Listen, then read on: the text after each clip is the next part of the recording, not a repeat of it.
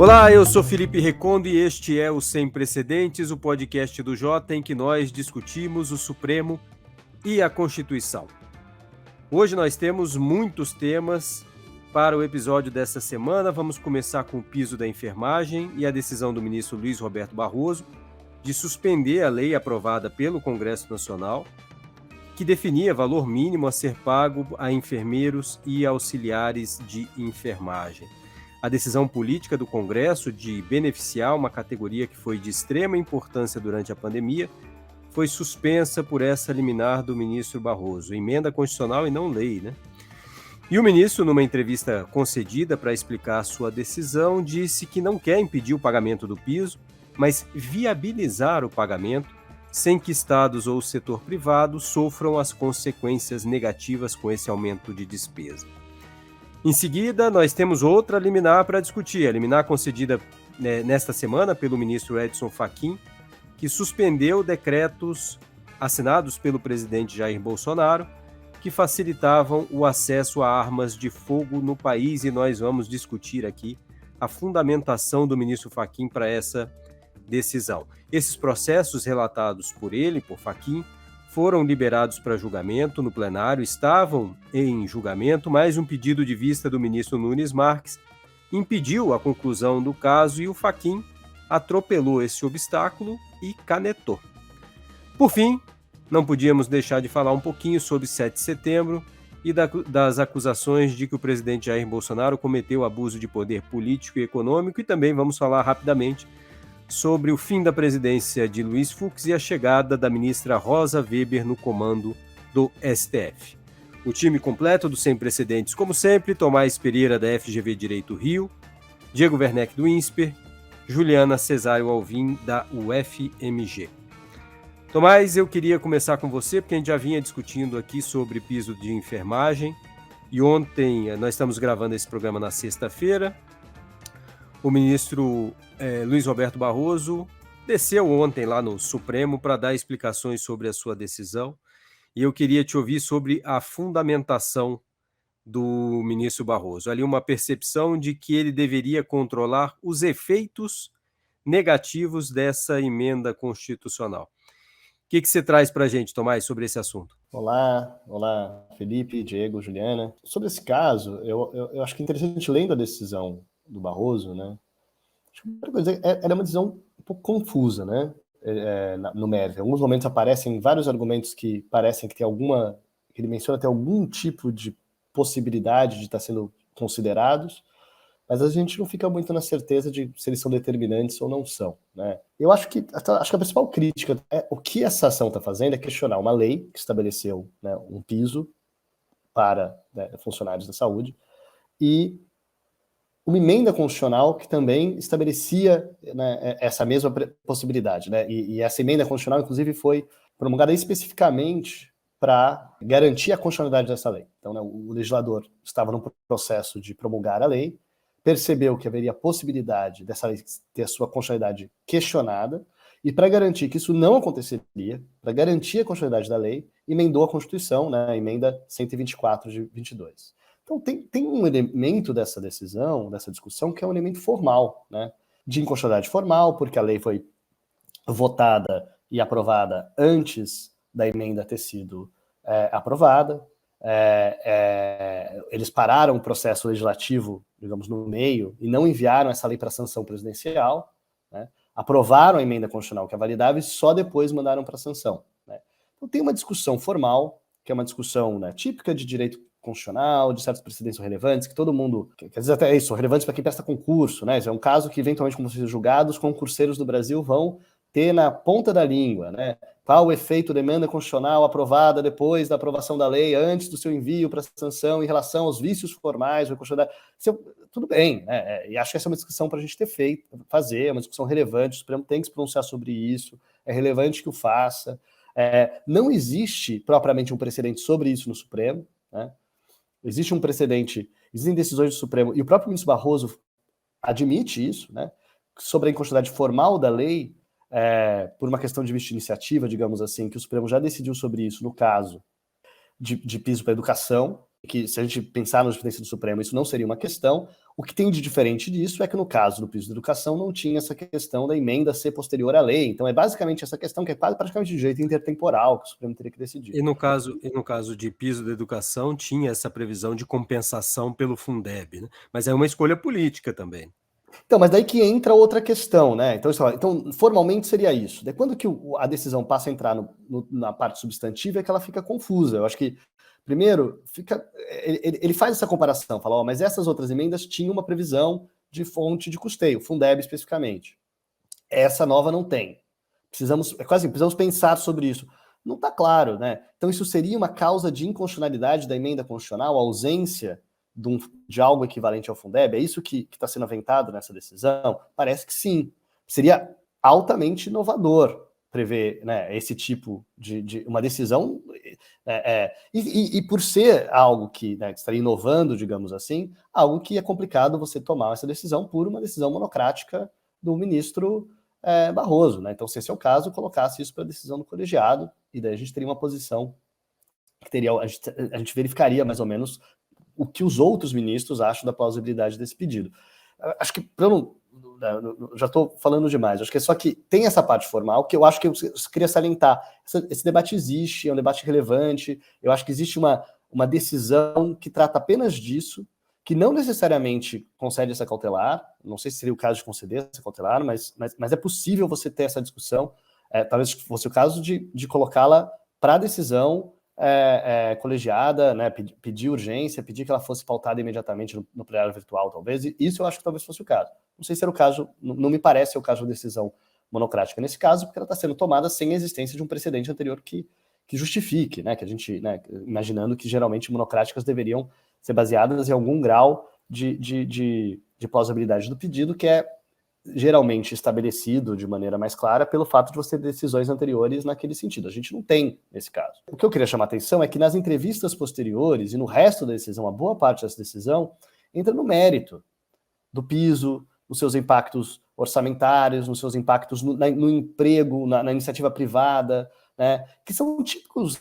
argumentos que a gente vê todas as vezes em que tem algum tipo de estabelecimento de piso salarial, que a gente vê tradicionalmente toda vez que se discute aumento do salário mínimo, ou qualquer outra garantia trabalhista, né? Do ponto de vista do empregador, ele fala que o empregado vai ficar muito caro, ele fala que vai ter desemprego, ele fala que talvez isso possa gerar um impacto que ele não consiga mais, né, continuar naquela atividade e assim por diante. A questão é que o ministro Barroso está transformando essa discussão como uma discussão determinante para a constitucionalidade e inconstitucionalidade da lei. Se você lê a decisão do ministro Barroso até o final, no final, ali no dispositivo, né, quando ele fala, né, que ele precisa de informações, que ele vai pedir, né, que ele concede a cautelar, né, e pede, né, manifestações, digamos assim, sobre temas, os temas sobre o qual o ministro Barroso pede que se manifeste é sobre o impacto disso para a empregabilidade e a qualidade dos serviços de saúde, né, e a situação financeira dos estados e municípios.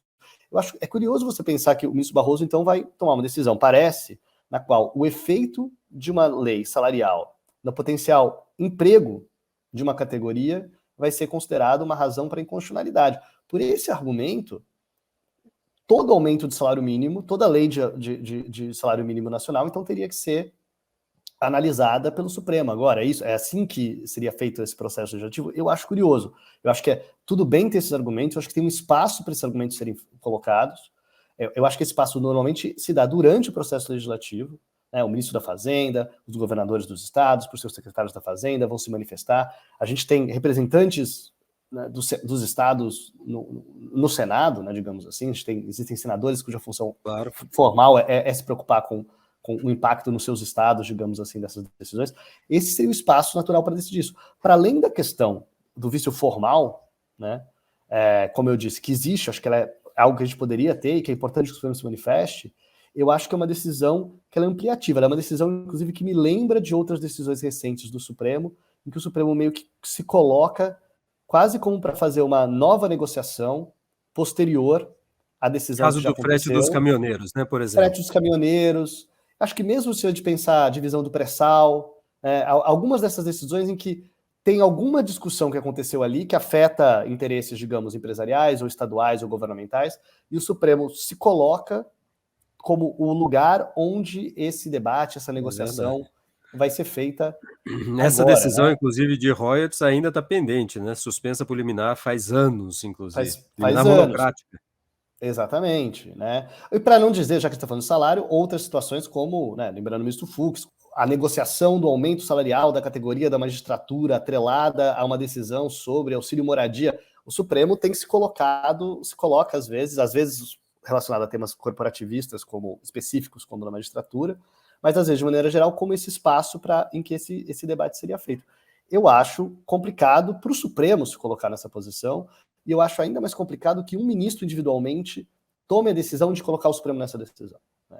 Tomás, deixa eu chamar a Juliana para essa conversa, porque eu sei que ela está revoltadíssima com esse tema. Juliana, queria ouvir o motivo das suas críticas a essa decisão. Olá, Recondo, Diego, Tomás. Pois é, eu acho que essa decisão ela tem muitos problemas. O Tomás já começou a trazer alguns e eu vou seguir na linha dele aqui, né? Acho que um primeiro problema que já chama atenção com relação ao mérito, né, é que ela é tomada com base num risco de um impacto, né, num impacto hipotético. Isso para mim chama muito atenção, né? Cujo resultado seria algo que, na linha do que o Tomás já afirmou, nem caberia ao Supremo avaliar, né? Decidir sobre questões de demissão, empregabilidade ou coisas do tipo. Mas, para além disso, esse impacto em si, ele nem é comprovado, né? Ele é um impacto hipotético. Então, a decisão do ministro Barroso, ela, no seu dispositivo, ao pedir informações, né, sobre esses impactos, ela adota um tipo de medida que poderia ser vista num outro contexto, né, como uma medida de autocontenção. O Supremo pedindo informações sobre o impacto, por exemplo, antes de suspender uma determinada medida. Não é o caso aqui, porque a medida ela foi suspensa, e, além disso, porque inverte esse ônus sobre o impacto, né? Tanto a emenda constitucional, e lembrando aqui que tem uma emenda constitucional em jogo, né? Tanto a emenda constitucional quanto a lei, elas foram discutidas nos órgãos representativos, né? No Congresso, e a lei teve sanção presidencial, e ela conta com amplo apoio da categoria, né? Então, é interessante que o Conselho Federal de Enfermagem publicou uma nota oficial dizendo que a análise técnica foi feita, que foram apresentados os impactos orçamentários e debatidos com os estados e municípios junto ao Congresso Nacional. Então, buscando legitimar o processo democrático por meio do qual esses atos eles foram expedidos. A decisão do Barroso, por sua vez, ela baseia esses impactos nocivos que seriam no que me parece nem chega a ser uma evidência, né? Num argumento muito frágil. Menciona uma pesquisa realizada pela autora da ação com a Associação Brasileira de Medicina Diagnóstica, Federação Brasileira de Hospitais, ou seja, né, órgãos corporativos que têm um interesse econômico específico com relação a essa questão, que entrevistou instituições hospitalares perguntando os impactos dessas medidas nessas instituições. Quer dizer, qual é a credibilidade dessa pesquisa que faz uma entrevista com aqueles que têm um interesse econômico direto na questão, né? Sem que seja trazido nenhum tipo de dado no qual essas medidas foram baseadas. Segunda coisa, a decisão ela passa completamente ao largo sobre a discussão dos direitos fundamentais, né? Seja os direitos fundamentais trabalhistas, que estão em jogo aqui, um piso mínimo, seja o impacto dessas medidas numa população específica, né? As enfermeiras, a gente sabe, são mulheres, em sua maioria mulheres negras. Essa questão não está colocada. Então, o ministro Barroso ele toma uma decisão que é contra os órgãos representativos e contra direitos trabalhistas e direitos trabalhistas de minorias políticas, com base num hipotético efeito sob fatores sobre os quais não cabe o Supremo se pronunciar. Então, eu acho que tem muitos problemas aqui. Oi. Me permite só um comentário, uma dúvida para apresentar a você, que é o seguinte. Vamos dizer, e eu tenho alguns amigos que trabalham em hospitais e vêm dizendo que essa é uma consequência real, que pode haver demissão de enfermeiros, etc. Mas mesmo que haja esse risco, você acha que caberia ao ministro do Supremo evitar esse tipo de consequência de uma decisão política? Olha, Recondo, eu acho que não. Eu acho que esse é um risco político que está em jogo. É um risco político. Pode ser uma consequência ruim, mas a política vai ter que lidar com isso. Inclusive porque, ao afirmar que o efeito vai ser um efeito colateral nocivo contra os próprios interessados, me parece que o ministro Barroso adota uma posição extremamente paternalista. Dizer, olha, vocês não sabem o que é melhor em termos de direitos para vocês. Eu sei. Né? Vocês não estão vendo, mas eu estou dizendo que, na verdade, vai ser muito pior. Isso que vocês estão pedindo como se fosse alguma coisa boa. Isso, para mim, é muito complicado. Até porque o interesse contraposto que está aí em questão, o interesse contraposto ao interesse dessas trabalhadoras, em regra trabalhadoras, não me parece que também está explícito na decisão. Né? A decisão ela vai falar, então, no impacto sobre as próprias enfermeiras, técnicas de enfermagem e parteiras, e vai falar lateralmente sobre hospitais filantrópicos. Né? Os grupos privados de saúde não aparecem na decisão, embora sabe-se que são grandes interessados, que têm uma questão econômica grande em jogo. E aqui a gente não está falando de prejuízo, não está falando de demissão, a gente está falando de perda ou redução de lucro. E essa questão não aparece na decisão. Então, a decisão ela se baseia exclusivamente no suposto impacto, né, sobre os entes da federação, e aqui a gente também pode discutir, né, em que medida outras decisões ou outras medidas econômicas também não têm impacto nos outros entes da federação. O Tomás trouxe a questão do salário mínimo, a gente pode pensar em qualquer tipo de reajuste, como, por exemplo, um reajuste para o judiciário, que também vai impactar, por exemplo, um judiciário estadual. Né? E o outro elemento que baseia a decisão é essa questão da empregabilidade, risco de fechamento, ou seja, uma piora nos direitos que se busca promover e que, a meu ver, é um tipo de argumento paternalista. Diego, eu queria trazer você para a conversa e só fazendo um adendo, Diego, antes de te chamar, que quando houve a decisão do ministro, ele coloca no dispositivo que dentro de 60 dias deve receber informações, etc. E algumas pessoas escreveram, a liminar do ministro vale por 60 dias, e na verdade não era isso. Inclusive houve correção por parte da assessoria do ministro Barroso. Mas quando ele dá a entrevista agora, ele diz isso, que a liminar dele vale por 60 dias, e nesse era como se fosse uma pausa para um estudo de consequências. Então, eu chamaria só atenção para essa pequena contradição que houve no tratamento da decisão do ministro Barroso. Diego, você, o que você observa dessa decisão dele, do ministro Barroso? Lendo a decisão, também tive a impressão, que eu compartilho com a fala inicial do Tomás, né? Você tem aí uns argumentos de processo legislativo que são relevantes, são importantes, tem questões a serem discutidas aí pelo Supremo, mas, de fato, a discussão do mérito, ela é bem, da inconstitucionalidade material, ela é bem estranha, porque, como a Juliana colocou, né, tem uma ambiguidade, né, eu não sei se Juliana concordaria com essa reconstrução do que ela colocou, mas me chama a atenção a ideia de que tem uma ambiguidade entre o problema eu não concordo com os impactos, eu acho os impactos ruins, ou esses impactos não foram discutidos, né? Esses impactos não foram pensados. Porque se de fato, né, eles foram discutidos no Congresso, houve discussão pública a respeito.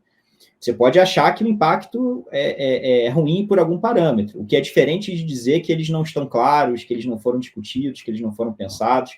Então, acho que essa é uma ambiguidade fundamental da decisão, né? Às vezes parece que o problema é uma falha de devido processo legislativo, porque o Congresso não discutiu os possíveis custos e benefícios, impactos e efeitos dessa decisão, né? O que tudo indica que houve alguma discussão. Você pode achar que ela foi insuficiente, você pode achar que as conclusões são ruins, mas isso é outra coisa. E aí vem essa outra dimensão que está misturada na decisão, que esses impactos são desproporcionais, esses impactos geram uma inconstitucionalidade. Na parte dispositiva da decisão, como o Tomás chamou a atenção, parece que o que é decisivo é a gente não saber. Eu vou suspender até que se esclareçam os impactos dessa decisão. Isso é muito diferente de você dizer, se essas informações que a gente tem são verdadeiras, vai haver um impacto que a gente considera inconstitucional. Então, acho que tem essa ambiguidade na decisão, e acho que no final apesar de, se você for ler só o finalzinho, parece que é uma questão de incerteza, não temos informação, a decisão não é construída assim necessariamente, ao contrário, a decisão está sinalizando que, pelo que temos de informação, esse impacto vai ser inconstitucional. E olha, o Supremo já discutiu outros casos, reformas constitucionais, inclusive, que poderiam ter impactos considerados inconstitucionais.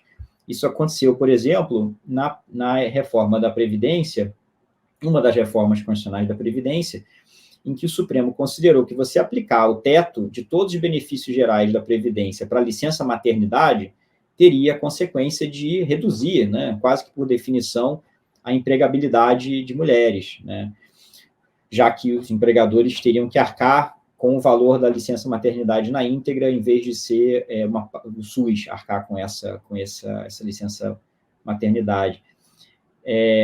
E isso me parece um caso diferente, porque aí, voltando ao ponto que a Juliana falou, né, nesse caso que eu estou colocando como contraste, você tem um grupo que é uma minoria vulnerável que é prejudicada pelo impacto desproporcional específico de uma regra geral. E o que é o argumento que o ministro Barroso está utilizando aqui não é esse, né? Algo que foi feito para garantir esses direitos, na verdade, como a Juliana falou, não está garantindo, está tendo um efeito perverso. Então, isso é diferente. Isso é um debate muito mais tipicamente legislativo, né? Saber se o benefício e o custo agregado, inclusive para a própria categoria que é beneficiada, se no cenário geral vão estar melhor ou pior na ausência dessa regra. Isso me parece uma discussão mais claramente legislativa. Acho que, então, eu não diria que é apenas mais um caso do Supremo pensando em impacto desproporcional, como esse outro que eu mencionei. E tem uma coisa também que me chama a atenção, é a questão duas coisas muito pontuais. Primeiro, um exame de proporcionalidade, né? O ministro Barroso, ele diz que o exame de proporcionalidade está quase que sendo feito o mesmo direito com o mesmo direito, né? Então, a garantir um direito trabalhista, ter um salário melhor, com piso nacionalmente unificado para uma categoria, ou estatutário, mas, enfim, um direito ligado ao campo do trabalho. De um lado, você quer promover esse direito, mas de outro, você está criando uma regra que vai prejudicar que as pessoas usufruam desse mesmo direito, né? É estranho você colocar isso como um exame de proporcionalidade nesses termos, porque fica muito próximo de uma discussão legislativa, novamente, né? Você, no fundo, está querendo saber se vale a pena, no agregado, essa reforma. Mas esse é um ponto menos relevante, só me chama a atenção esse uso muito, muito rápido da proporcionalidade, sem especificar, de fato, né, quais são os direitos realmente em conflito. Proporcionalidade não pode ser um exame do que você acha que você está conseguindo de legal, de positivo, com uma determinada medida. Você teria que mostrar um conflito específico e fazer a comparação nesses termos. E, por fim, a última coisa que eu colocaria nessa rodada é que, como o Tomás observou, tem uma emenda à Constituição envolvida, né?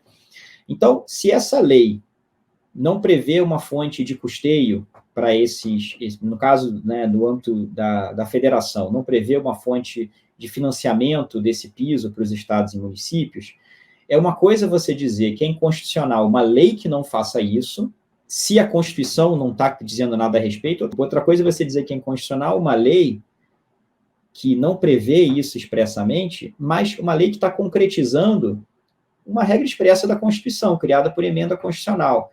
Aí me parece que teria que ser discutido em algum momento, coisa que o ministro não faz na decisão, se essa PEC é inconstitucional. Se essa PEC é inconstitucional ao prever que vai haver um piso, sem exigir que esse piso, de alguma forma, atenda a necessidade de prever financiamento. Então, eu acho que na relação entre a lei e a Constituição, tem algumas, e a Constituição agora reformada por essa PEC, tem alguns complicadores que me parece também que não poderiam ser ignorados na concessão dessa liminar, se o argumento é a falta de previsão legal de como vai se financiar isso no âmbito dos estados e municípios. Eu acho, enfim, tudo que vocês estão falando, né, Diego e Juliana, acho que volta à questão de que, às vezes, é difícil a gente identificar, em alguns desses casos, se os ministros são capazes de diferenciar a seguinte questão: se você fosse um deputado ou um senador, você teria votado para essa lei? é diferente de essa decisão que foi tomada por uma maioria num debate, alguns votaram contra, outros votaram a favor, essa não foi uma lei unânime, claramente é uma questão que gera algum tipo de debate, essas estão sendo colocadas. A decisão que foi tomada viola a Constituição, porque é claro que toda lei envolve sopesamento de valores. Acho que isso que você está falando de proporcionalidade, Diego, claro que existe algum tipo de discussão do legislador. A gente vai garantir o peso, isso vai aumentar as pessoas, né, isso vai aumentar o salário mínimo, né, ter um piso, né, a gente está aumentando na prática o salário das pessoas que estão nessa área, potencialmente, ou garantindo um mínimo salarial para essas pessoas. Isso pode gerar algum desemprego, algumas pessoas em algum lugar localizado. É claro que isso está sendo considerado no debate, está sendo argumentado, quem está votando contra está fazendo... É exatamente os mesmos argumentos que estão sendo feitos no Congresso, porque quem vota de um lado vota do outro. No Supremo Tribunal Federal, você imagina que vai ter que ter um argumento que diz que, ao fazerem esse sopesamento foi feito de uma maneira que viola a Constituição. Né? Imagina-se que ele teria que ser desproporcional em sentido estrito, teria que ser uma coisa, né, ou irrazoável, dependendo de qual seja o parâmetro que você está levando aí. E é difícil você... acho que duas coisas. É difícil você dizer que isso está acontecendo nesse caso. Eu acho que é difícil também a gente imaginar que... Eu queria enfatizar o que a Juliana disse, né? Que será que um ministro individual do Supremo, no caso é um ministro, hein? Mas mesmo que fosse o colegiado, mas um ministro individual do Supremo vai ser o melhor juiz dessa questão numa situação em que você tem a representação de deputados, de senadores, vários dos quais são ligados a essa pauta, são considerados representantes dessas demandas. Houve acordo político, né? Oposição e governo, inclusive. Oposição e governo, e especificamente, falando assim, acho que enfatizar uma coisa que o Juliana falou, que é os sindicatos da área estão defendendo associações né, dos trabalhadores dessa área, né, estão defendendo esse aumento. Então você tem que considerar que o Supremo ou sabe mais do que eles, ou não é uma questão de saber. Você acha que eles não são bons representantes, são representantes adequados, legítimos, que estão de fato colocando os interesses da categoria. É muito complicado o Supremo se colocar, se alçar a essa posição. Eu acho que não é a primeira vez que o Supremo faz isso, acho que a gente tem visto isso em outros temas, mas eu acho que coloca o Supremo numa posição muito complicada. Acho que a palavra que a Juliana falou é paternalista, tem um paternalismo claramente nessa decisão, lembrando que, e quase que uma exigência de um perfeccionismo, né, como se o legislador... Pode ser que essa lei gere impactos no desemprego da categoria que sejam relevantes. Se isso acontecer, a gente imagina que os representantes dessa categoria vão eles próprios sentir esses impactos e discutir como lidar com essa questão. Talvez seja demandando alguma outra fonte de custeio que resolva a questão, talvez seja, eventualmente, mudando esse piso salarial, renegociando esse piso salarial, abaixando esse piso salarial, mudando ele, diversas coisas que podem acontecer num processo legislativo normal. Isso pode ser que sejam projetos de lei a serem aprovados no ano de 2023, no ano de 2024, no ano de 2025, assim como outras questões da área. Então eu acho que tem também um perfeccionismo nisso, e eu queria terminar falando só, acho que tem uma ironia aí, né? E eu acho que tem uma ironia específica vindo do ministro Barroso, né? Que faz parte de uma geração de autores que olhava para as promessas que a Constituição fez, promessas às vezes meio amplas, né, de valorização de certas categorias, de certos direitos sociais, olhava para a ausência de leis que dessem efetividade a essas garantias e tentava imaginar como que o judiciário podia suprir essa ausência, ou como que a gente poderia tentar mobilizar, instigar que o legislador suprisse essa omissão de alguma maneira. Nesse caso, é curioso que você tem a Constituição resolvendo estabelecer uma garantia dentro da área de direitos trabalhistas, específicos para uma categoria de funcionários, dentro de uma área relevante da saúde, que é uma das áreas prioritárias, né, digamos, do nosso arranjo constitucional, e provendo uma lei específica nesse sentido, e o Supremo está se colocando, e nesse caso, um ministro específico do Supremo, e, por isso que eu falo, ironicamente, o ministro Barroso, está se colocando como a pessoa que suspende a efetivação desse direito, dizendo que falta financiamento, que são os argumentos típicos porque essas leis não são promulgadas. Então, a gente está numa situação em que foram passados todos os, digamos, obstáculos naturais no processo político para que uma Constituição seja emendada e uma lei seja promulgada, estabelecendo uma garantia para uma categoria, e o Supremo está intervindo não para suspender essa garantia, dizendo, será que vocês fizeram certo? Será que vocês consideraram todos os impactos? Então, eu acho que tem uma ironia no papel do Supremo nesse lugar. Pensando assim nos grandes modelos, né, e às vezes até modelos para qual o ministro Barroso e outros ministros do Supremo olham como seus exemplos, né, no direito comparado e na história do direito constitucional. Isso é uma decisão, né, eles gostam muito de se imaginar como membros do equivalente de uma corte Warren, né, garantindo direitos para categorias, né, relevantes da população.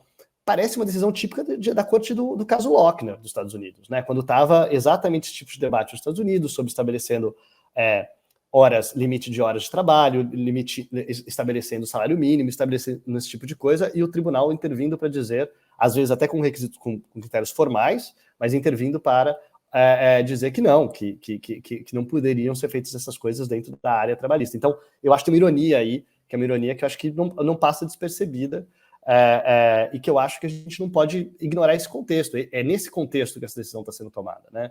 É num contexto político, e que está atrelado à história da efetivação dos direitos constitucionais, né? E da gente tentar garantir algum tipo de salário mínimo, por exemplo, ou garantias mínimas para funcionários de algumas áreas específicas que tem a ver com áreas que são prioritárias. Não é à toa, né? A gente está falando de saúde nesse caso. A outra área em que a gente tem uma discussão análoga é educação, né?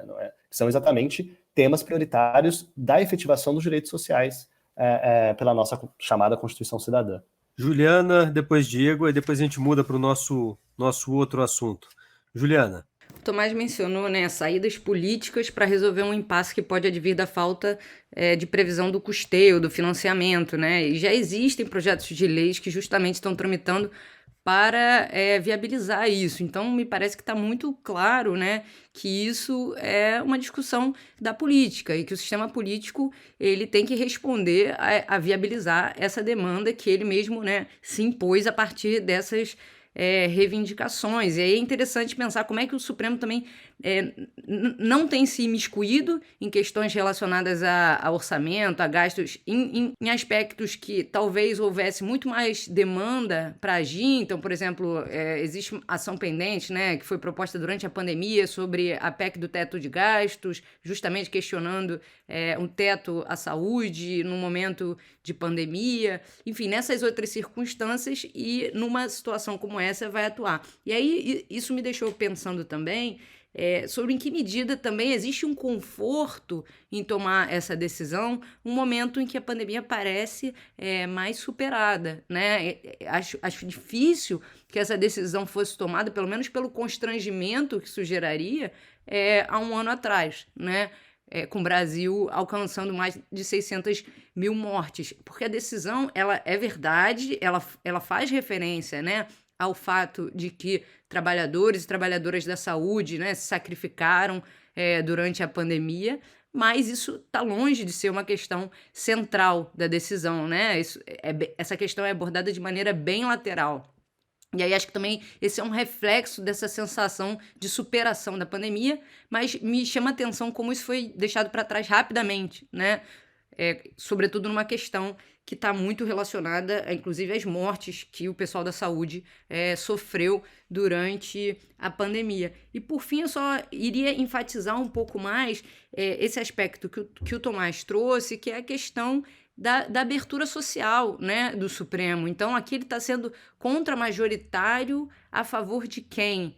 Né? E se abrindo para quem? Então, eu mencionei essa pesquisa que parece ser, talvez, ou que pode ser bastante enviesada e que está citada nessa decisão. Então, nesse sentido, o outro lado não aparece, né? Que é o lado cujo direito está sendo discutido, que ensejou essa mobilização política, não vai se refletir nessa decisão. Então, é interessante pensar também como é que as forças sociais elas se viabilizam dentro da arena do Supremo, e aqui parece que há uma seletividade, a abertura que a Corte faz, pelo menos nessa decisão específica, aos argumentos, mas também às próprias manifestações, né, das partes interessadas. Diego, deixa eu só comentar uma coisinha antes de passar para você, que conversa com o que a Juliana mencionou.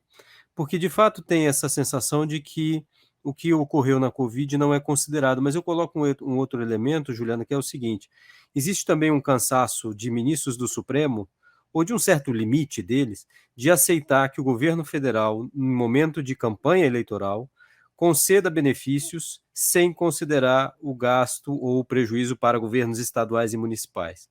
Então, houve aquela decisão sobre ICMS, redução de ICMS de combustíveis. Existem outras decisões também nesse sentido, né, que interferem em impacto federativo nas contas dos estados, e alguns ministros mencionaram isso, que essa decisão é mais uma dessas de perfil, ou que tenham efeitos eleitorais, e que também podem ser uma espécie de esmola com chapéu alheio.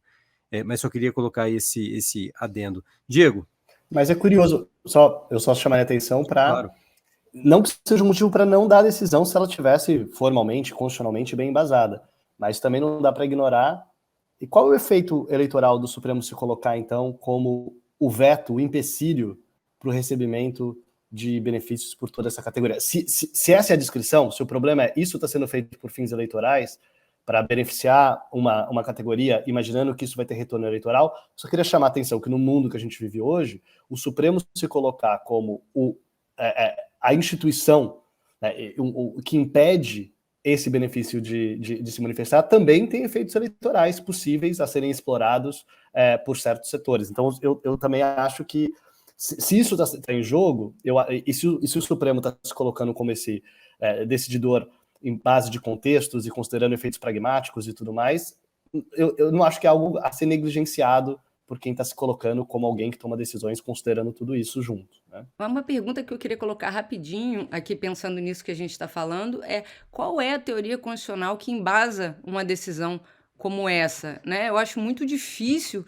de imaginar qual é essa justificativa dentro da teoria constitucional, porque ainda que seja um direito, ainda que haja um contexto eleitoral, a viabilização de direito fundamental, ela deve ocorrer em qualquer circunstância, né? E também acho que vale a gente se perguntar sobre a seletividade dos benefícios, né? O que está sendo derrubado e o que não está sendo derrubado. Mas pensando em termos de teoria constitucional, quer dizer, uma decisão como essa remete a gente a uma reflexão como né, das cortes constitucionais como instituições de defesa ou de proteção de interesses de elite, né? Existe toda uma literatura que escreve sobre isso, e uma decisão desse tipo, né, ela parece que nos remete a essa tradição. Só voltar a um ponto que eu mencionei, que tem essa confusão entre o que é a lei e o que é a PEC, né? Em algum ponto da decisão,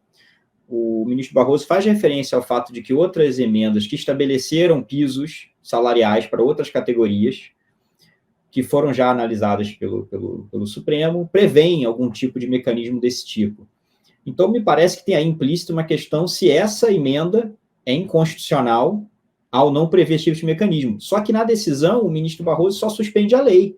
Ora, se o fundamento para suspender a lei é que tem uma questão de inconstitucionalidade da própria emenda, talvez devesse, então, ter discutido a inconstitucionalidade da emenda e suspendido a emenda, né? Diego, mas você abriu o microfone? Eu queria só falar sobre isso, que eu acho que isso reforça algo que a gente está discutindo aqui, né? E que a gente já falou várias vezes, né? Se está sendo concedida uma cautelar, quais são os requisitos para uma cautelar? Um dos requisitos para ela ser concedida é a plausibilidade jurídica do pedido, né? A probabilidade, que no final das contas, em termos pragmáticos, é a probabilidade de que ao final desse processo, a decisão colegiada que vai decidir o mérito vai ser nesse sentido. A capacidade de quem está decidindo leva isso em consideração, né? E qual que é a melhor maneira de você ter poder provar essa plausibilidade que você tem é precedente. Se você tem várias decisões colegiadas num sentido, você pode dizer, claro que provavelmente a gente vai decidir dessa maneira, já que a gente tem decidido dessa maneira, né? Eu queria chamar a atenção, nesse caso, que esses argumentos são colocados não como se eles fossem isso. É isso que eu senti falta, porque daí pelo menos a gente poderia discordar. Às vezes é difícil até discordar do que está sendo dito. Porque eu acho que se o ministro Barroso tivesse dito que existe a falta desse específico, de um fundo, por exemplo, específico previsto nessa emenda, e que isso afeta a constitucionalidade dessa emenda, a gente poderia aqui discutir se isso é um bom argumento em abstrato, e mais do que isso, se é um argumento que está embasado na jurisprudência do Supremo, se tem plausibilidade pedida. A questão é que não está colocado nem dessa maneira, né? É quase que tem que ver isso aí. Isso é algo que a gente tem que considerar. Tudo bem, isso é algo que a gente tem que considerar. Tudo bem se é algo que se você acha que isso é algo que você tem que considerar, talvez você no seu voto vá trazer isso, não vá. Mas a questão é que, por uma decisão ser concedida, né, você precisa de mais do que, isso aí é algo que a gente tem que considerar e falar a respeito, e a gente precisa discutir isso. Tem que ter uma manifestação, que eu não vi ela expressamente nesse voto, dizendo, então você, ministro do Supremo, acha especificamente que isso é um argumento para a inconstitucionalidade de emenda? E se você acha, então você tem que dizer isso com todas as letras. E mais do que isso, dizer, tá bom, você acha isso, mas o que nos precedentes do Supremo até hoje indicam que provavelmente, pelo menos outros 5 dos seus colegas vão concordar com você. Então, desculpa te interromper, mas é que eu acho que a gente fica voltando, isso é mais uma manifestação de como a confusão, às vezes, em como isso está sendo colocado, faz com que fique difícil até de dizer, eu discordo desse argumento, porque às vezes as coisas não são colocadas nem propriamente como um argumento claramente num sentido. Um argumento, né? Esse é um argumento que determinante para eu decidir nesse sentido ou não. É muito mais. Isso é uma das coisas, dentre tantas outras, que eu ouvi nesse caldo geral que me fizeram achar que a gente tem que, como foi colocado, suspender e conversar mais sobre isso. Quase como se a gente precisa conversar mais sobre isso. Não é essa a função, né? E no meio desse caldo geral, no fim, como a gente falou, tem as coisas do desconhecido, né? Na parte dispositiva, vou suspender até que se saiba quais são os efeitos. E aí, 2 coisas. O próprio ministro menciona na decisão um relatório de impacto financeiro feito por grupo de trabalho da Câmara dos Deputados. Então, talvez reforce a ideia de que não é que a gente não sabe, é que, de alguma forma, ele acha que são ruins os efeitos, né? E aí, se a discussão é essa, se a discussão é os efeitos são nocivos, são ruins, tem que ver melhor o impacto que isso vai ter, se vale a pena, aí fica muito difícil depois para um Supremo que está disposto a entrar nesse tipo de discussão, não entrar em outras discussões, né? Por exemplo, quando houve uma ADIM contestando a PEC do teto de gasto de 2016. Não houve uma decisão do Supremo, salvo engano, se eu estiver errado, alguém, por favor, me corrija, normalmente Felipe, mas fiquem à vontade também, Tomás e Juliano.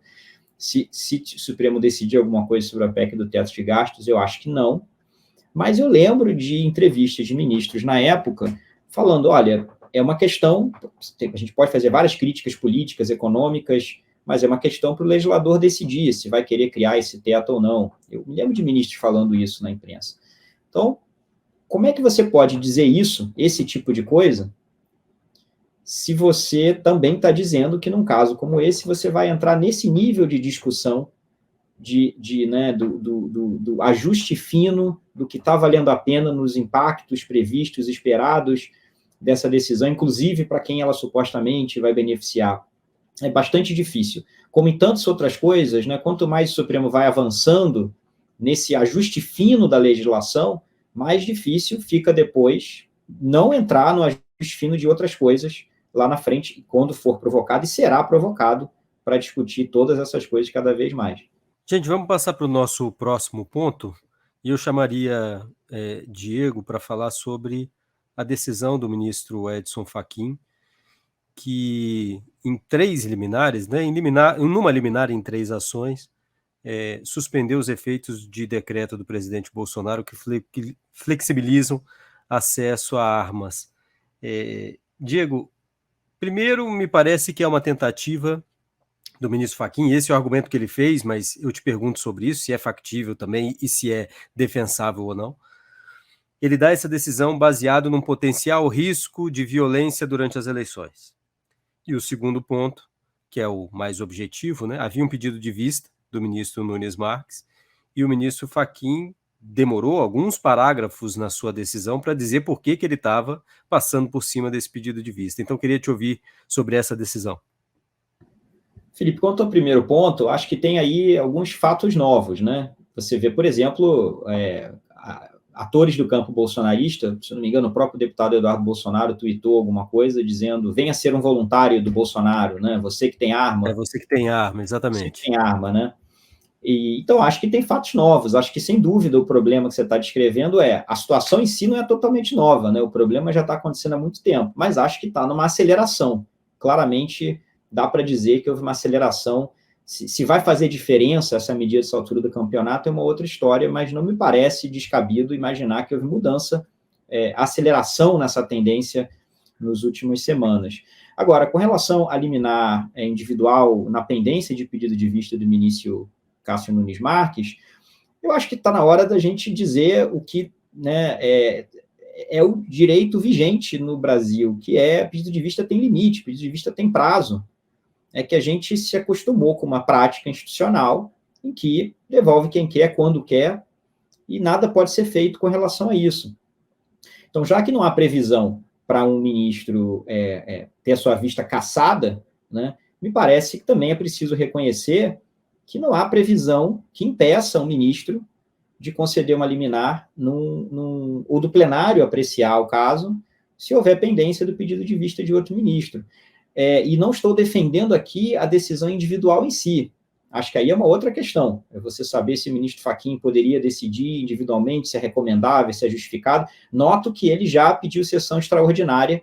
Mas aí, né, Diego, ele levou para o plenário. Uhum. Ele não decidiu individualmente. O problema, no final das contas, que ele pode argumentar, e argumentou na decisão dele, é a proximidade das eleições. Ele liberou isso ano passado, né? Estava em julgamento. Então, ele mesmo não quis dar uma liminar. E aí você mesmo disse, muita coisa aconteceu de lá para cá. Aconteceu, inclusive, porque não houve decisão, né? Sem dúvida, embora haja outros decretos, outros aspectos do decreto envolvendo armas tenham sido suspensos, né, em decisões liminares da ministra Rosa Weber. Exatamente. Mas essas partes, uma do próprio ministro Fachin suspendendo a redução de alíquota, né, para importação de armas. Então, mas tinha ainda esses buracos nessas decisões cobrindo esse tema. Mas eu destacaria isso, acho que você pode discutir se era necessário decidir individualmente ou não. Eu acho que, né, é a prática recomendável, meritória nesse caso, de você decide, já libera, pediu sessão extraordinária, mais do que liberar para julgamento, né, pedir uma sessão extraordinária para a área virtual, mas eu insistiria nesse ponto, o ministro Cássio Nunes Marques não tem um direito a que o tribunal não faça nada até que ele devolva a vista. Não tem, não deveria ter. Essa é uma prática que os ministros adotam porque eles querem respeitar, talvez, o poder uns dos outros de ficar com a vista e vetar, impedir, bloquear a decisão de um caso indefinidamente. Mas vamos olhar para as regras, né? Não existe essa prerrogativa e por boas razões, porque o Supremo já está na hora de parar de ser um tribunal em que o ministro sozinho consegue ser um ponto de veto para uma decisão, inclusive quando ele sabe que já tem maioria no tribunal. Então, separaria essas duas coisas, né? Não, de modo algum, criticaria a decisão de fazer algo com esse processo na pendência do pedido de vista de outro ministro. Eu acho que eu só complementaria dizendo que não é a primeira vez que a gente vê isso, que a gente vê algum ministro individual diante de uma vista, diante de alguma medida do outro, né, tomando uma decisão monocrática que claramente tenta contornar ou forçar ou algo do tipo. A gente tem visto isso. Eu concordo com o Diego que, né, nesse caso, quem está violando, digamos assim, alguma regra expressa é o Nunes Marques, não é o Fachin, né? Pelo contrário, o Fachin tem o poder de dar cautelares como relator da ação. Ele está exercendo esse poder. Se os requisitos específicos da cautelar estão presentes ou não, né? Se eles apareceram ou não, apareceram nesse meio tempo, né? Nesse meio tempo, se eles estavam desde antes, sempre estiveram, se eles estavam desde antes, por que ele não deu antes, deu só agora? Tem várias discussões que a gente pode ter em relação a isso. Mas ninguém discute que eu acho que ele tem esse poder enquanto relator. O que também ninguém discute é que uma vista tão prolongada está violando uma norma expressa do regimento do Supremo. Agora, a gente tem visto isso, a gente vê, eu só chamaria atenção para o fato que a gente vê essas reações pontualmente, dependendo de caso concreto, dependendo do quanto que o ministro está disposto a comprar briga com o outro, dependendo do quanto é relevante especificamente aquele tema na análise, na opinião de um ministro, né? E não uma solução institucional, que é o que a gente está cobrando faz tempo, que é ter regras regimentais que estabelecem, né? A devolução automática, por exemplo. Hoje em dia, com processo virtual, gente, é uma coisa assim, é claro que você pode não querer fazer isso, mas num sistema em que você tem processo virtual, que os processos não são mais físicos, antigamente, o problema de você forçar a devolução da vista é que você tem que ir lá, o que você vai fazer? Você vai mandar alguém no gabinete do ministro arrancar da mão da mesa dele. Hoje em dia, você pode simplesmente ter uma regra no sistema que passou tantos dias, está liberado para a vista, e pronto, a vista acabou, e ele pode ser pautado de novo, né? Então, eu acho que a gente tem mecanismos institucionais, assim como a gente tem também mecanismos institucionais para controle colegiado de cautelares que estão sendo discutidos, né? A necessidade de ser pautado imediatamente no plenário virtual, às vezes até a possibilidade de só produzir efeitos depois de liberado para análise do colegiado, enfim, tem várias propostas e o que a gente vai, infelizmente, o que a gente continua vendo é apenas essas reações individuais, que por mais que se justifiquem, elas ainda assim você cria uma situação de desigualdade, né? Nesse caso teve, tem vários outros casos que também estão com vista pendentes, que talvez merecessem uma medida equivalente e que nada acontece, né? Então, sem contar, né, o poder do relator do status quo, né? Então,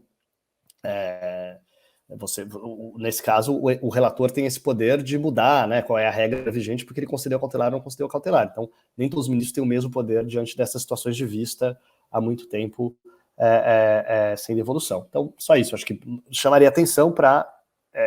espero que esse sinal de insatisfação, pontuando esse problema, leve, eventualmente, a não a gente proliferar isso, eventualmente, isso se tornar um lugar comum. Mas sim que você tenha regras institucionais que façam que o problema seja resolvido por meio de um procedimento que trate casos iguais de maneira igual, né? E não que dependa de um ministro se sentir particularmente instigado num caso específico, num dia específico, por conta de algo específico que aconteceu. O Diego trouxe aí algumas diferenças, né, da decisão anterior que a gente estava discutindo para essa decisão. Eu só queria traçar aqui um outro paralelo com relação à fundamentação, né? Eu estava criticando a fundamentação empírica da decisão anterior, e o Diego mencionou um risco hipotético que está presente nessa decisão do Fachin também, né? Eu só gostaria de diferenciar que o risco hipotético está relacionado à urgência, né, ou cabimento da cautelar, mas não à questão de fundo, né, que me parece que é bastante diferente a maneira como cada um dos ministros embasa a argumentação de mérito com relação às consequências, né, das medidas que estão sendo impugnadas. Porque no caso do ministro Fachin, ele traz, além dos consensos internacionais, né, do sistema ONU, que ele menciona, ele traz dados empíricos que, longe de serem pesquisas isoladas, pontuais ou até com conflito de interesse, né, são revisões sistemáticas da literatura que apontam um consenso da literatura num determinado sentido, no sentido de que armas de fogo levam não à redução da violência, né, mas ao aumento da violência. Então, é interessante ver como é que essa conclusão é alcançada, né, não por meio, né, de uma referência anedótica a uma pesquisa de preferência, mas a uma revisão sistemática dos dados que existem sobre o assunto. E é claro que não é o ministro, né, que faz essa revisão sistemática, ele referencia o Atlas da Violência, que é uma publicação de referência no assunto. E, Juliana, tem algo que a gente ouve bastante no TSE, e a gente já falou aqui em alguns momentos, a percepção dos ministros do Tribunal Superior Eleitoral de que no dia da votação nós podemos ter confusões, e tem trabalho de inteligência, que obviamente não podem divulgar, e as suspeitas de que isso possa acontecer. Então isso certamente está embasando a decisão do ministro Fachin. A gente tem que lembrar que ele era o presidente do TSE até poucos dias atrás. Queria aqui, para a gente fechar, em vez de uma rodada de elegermos personagem, decisão ou fato da semana, queria pedir muito rapidamente a cada um de vocês, começando pelo Diego, que me diga qual a expectativa em relação à gestão da ministra Rosa Weber, que assume a presidência do Supremo agora na segunda-feira. Diego. Quem quer que seja eleito, agora em outubro, a gente já falou aqui que por razões diferentes, próximo ano vai ser um ano de reajuste das relações entre o Supremo e o Congresso e os outros poderes, né? O Supremo ampliou bastante seus poderes, inclusive com relação ao funcionamento interno do Legislativo, no período do governo Bolsonaro. Então, acho que isso vai estar na pauta da presidente Rosa Weber nos próximos meses, né?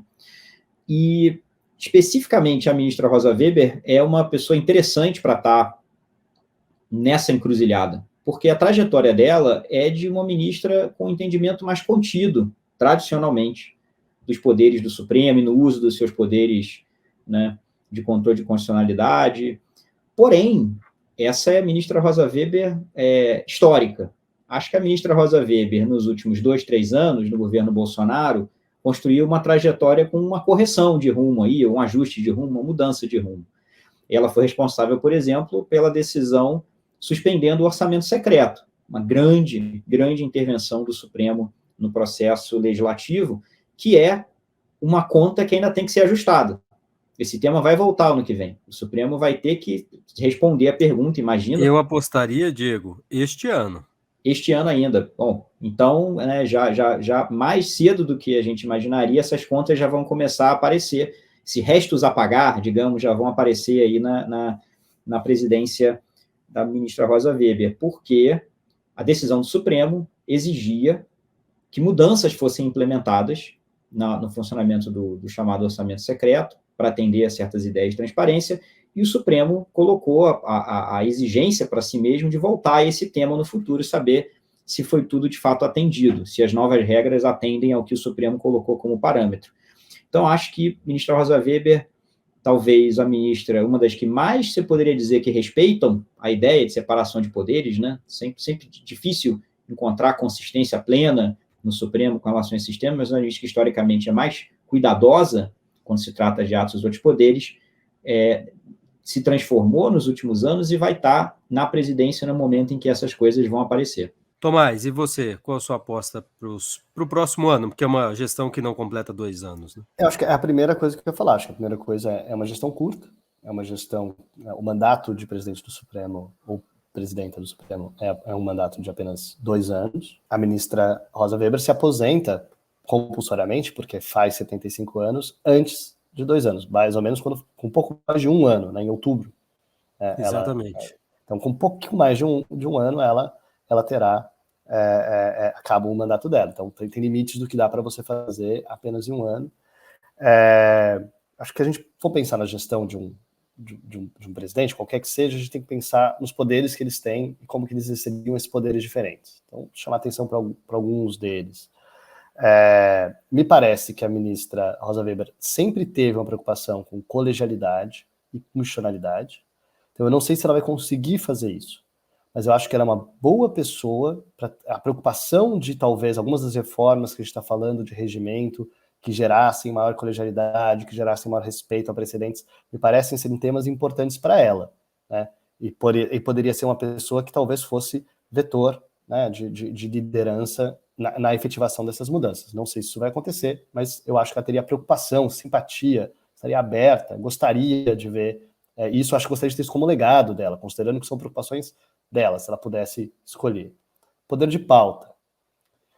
Me parece que a ministra Rosa Weber, sendo uma ministra particularmente preocupada com questões trabalhistas, que foi um tema que a gente discutiu aqui hoje, tendo algum grau de controle de pauta, eu imaginaria que ela, dentro das suas prioridades, não privilegiaria. Claro que hoje tem o plenário virtual, as coisas são mais complicadas, como isso funciona, mas na medida em que ela tem controle sobre a pauta do plenário físico do Supremo, eu não imaginaria que a gente fosse ver pautados processos sobre temas trabalhistas, no qual tem uma probabilidade da decisão do Supremo ser contrária a direitos trabalhistas. Se a gente tiver processos trabalhistas pendentes que tenham possibilidade do Supremo decidir de maneira favorável, protetiva a direitos trabalhistas, eu acho que a gente vai ver esses processos sendo pautados. Hoje em dia não tem uma maioria muito pró-direitos trabalhistas no Supremo, é uma minoria da qual a ministra Rosa Weber está dentro. Então eu acho mais provável, talvez, que a gente não veja esse processo sendo pautados, exatamente para a gente não ver decisões negativas, decisões fragilizando, que diminuam esses direitos, enquanto ela puder evitar que isso aconteça. O último tema é análogo. Eu acho que vou ficar curioso, ela vai passar a ter agora o poder de suspensão de tutela antecipada, um poder específico da presidência. Né? Acho que vai ser interessante ver como que esse poder vai ser utilizado. De novo, me parece que a ministra Rosa Weber tem uma preocupação institucional, uma ministra que a gente considera imaginar menos contida, mas a gente viu que ela tem uma preocupação com essa questão do orçamento secreto e coisas do tipo, que são problemas que estão se pulverizando pelo país. Então pode ser que a suspensão de segurança apareça de alguma maneira relacionada a temas desse tipo. Né? E, mais especificamente, novamente, questões de direitos trabalhistas, direitos previdenciários. Me parece que a gente vai ter um ministro simpático a esses temas, seja para conceder suspensão de segurança, seja o contrário, para não conceder suspensão de seguranças em temas que estabeleçam, por exemplo, os benefícios previdenciários desse tipo, e que às vezes o governo vai tentar suspender essa decisão, levando à presidência do Supremo. É isso que eu imaginaria, imaginando esses 3 tipos de poderes, né, que a ministra vai ter. Fora isso, eu espero que seja uma gestão muito boa, e acho também não tem como a gente imaginar como ela vai ser sem saber quem ganha as próprias eleições, porque vai ser muito diferente a ministra Rosa Weber lidando com um governo Bolsonaro ou não com o governo Bolsonaro, né? Imaginando que uma continuidade do governo Bolsonaro, uma reeleição, significaria potencialmente, no mínimo, a manutenção, talvez o aumento das tensões, das críticas, dos embates, e ela vai estar na linha de frente desses embates, se isso acontecer. Então também não tem como imaginar como vai ser sem saber quem ganha as eleições. Juliana, para fechar. Não sei se sobrou tanto para eu falar, eu só vou então colocar mais uma pergunta, né, na linha do que o Diego falou, fazendo a sua posição entre Rosa Weber histórica e será que veremos a mesma Rosa Weber histórica na presidência? Colocaria a pergunta com relação à relação com a imprensa, né, com a mídia. Será que a gente vai ter uma Rosa Weber diferente da Rosa Weber que a gente viu historicamente, avessa a entrevistas, a falar para a imprensa e tudo mais, ou nessa nova posição institucional ela vai se abrir mais para essa possibilidade e falar fora dos autos, né? Nessas circunstâncias em que a gente está mais acostumado a ver outros ministros, inclusive de maneira que a gente critica, que é excessiva e tudo mais. Então a ministra Rosa Weber historicamente não corroborou, né, com essa postura de vários ministros de falarem fora dos autos, falarem da imprensa, mas será que isso vai permanecer na presidência?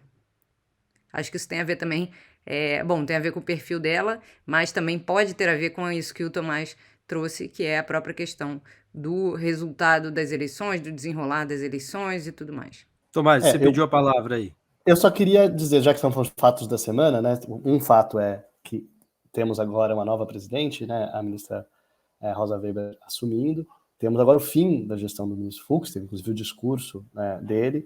Eu só queria chamar a atenção para algo, uma bola que a gente cantou lá atrás, quando ele assumiu, né? O ministro Fux, logo antes de assumir a presidência, né, estava com o caso que estabelece a suspensão do juiz de garantias no país. Ele tomou uma decisão que tem várias similitudes com várias das críticas que a gente fez hoje em relação à decisão do ministro Barroso, né? Que foi uma decisão tomada pelo legislador, que se resolveu estabelecer, tem impactos, pode ter impactos sobre o judiciário, pode ser que precise de mais juízes, pode ter impactos orçamentários, como isso vai afetar, ninguém está negando nada disso. Foi uma decisão para garantir direitos fundamentais que tem impactos potencialmente orçamentários, institucionais e organizacionais para o judiciário, foi suspensa.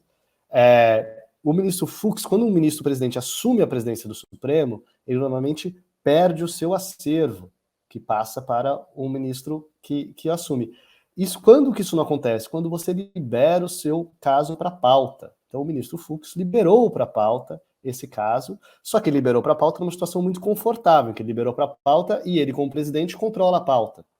Então ficou a dúvida, né? Uma dúvida um tanto quanto não tão dúvida assim, lá atrás, que a gente falou, mas será que ele vai pautar, de fato, esse processo no decorrer dos próximos 2 anos, enquanto ele for presidente? Não pautou. Então, eu só queria dizer que não tem nenhuma grande surpresa aí, mas chama atenção, mais uma vez, para várias coisas que a gente critica aqui. A utilização estratégica desses poderes individuais, como é utilizada de maneira particularmente seletiva, em relação a temas muito específicos, que têm a ver com preocupações muito específicas de certos ministros. O ministro Fux, que é famosamente muito atento a casos que afetem potencialmente o próprio judiciário, e eu chamaria atenção para isso como um fato negativo, então, da semana ou do biênio, né, da presidência, que a gente teve mais 2 anos de uma decisão relevante, que mudaria o funcionamento do sistema penal no país de maneira relevante, o sistema processual penal, que está suspensa há anos por decisão monocrática, que não foi pautada, e em parte não foi pautada por conta de uma manobra de utilização das regras regimentais do Supremo muito peculiares e que poucas pessoas acompanham no dia a dia. Esse choro já disse que está na sua hora, Tomás, e eu só queria mencionar algo sobre isso que você disse. A ministra Rosa Weber já adiantou que vai levar para a presidência pouquíssimos processos e processos sobre os quais ela não pode ficar debruçada por muito tempo. São processos que ela vai levar porque ela acha que tem que liberar. Ela acha que o presidente não pode levar processos consigo exatamente para fazer isso que o ministro Fux fez. Bom, semana que vem temos mais um Sem Precedentes, aí já com a posse da ministra Rosa Weber, assunto para a próxima semana. Tomás, obrigado. Diego, Juliana, até semana que vem. Até lá. Até semana que vem. O Jota desenvolveu uma plataforma inteligente para quem trabalha com política. Agora ficou mais fácil antecipar cenários, ficar por dentro dos bastidores políticos e utilizar as nossas ferramentas inteligentes de análise de dados para ter mais previsibilidade institucional nos 3 poderes. Tenha acesso aos nossos alertas e apostas da semana, análises políticas exclusivas e reuniões com os nossos especialistas, relatórios especiais, ferramentas de inteligência artificial e eventos exclusivos com as figuras mais importantes da política nacional. JPRO Poder, a plataforma número 1 de relações governamentais no Brasil.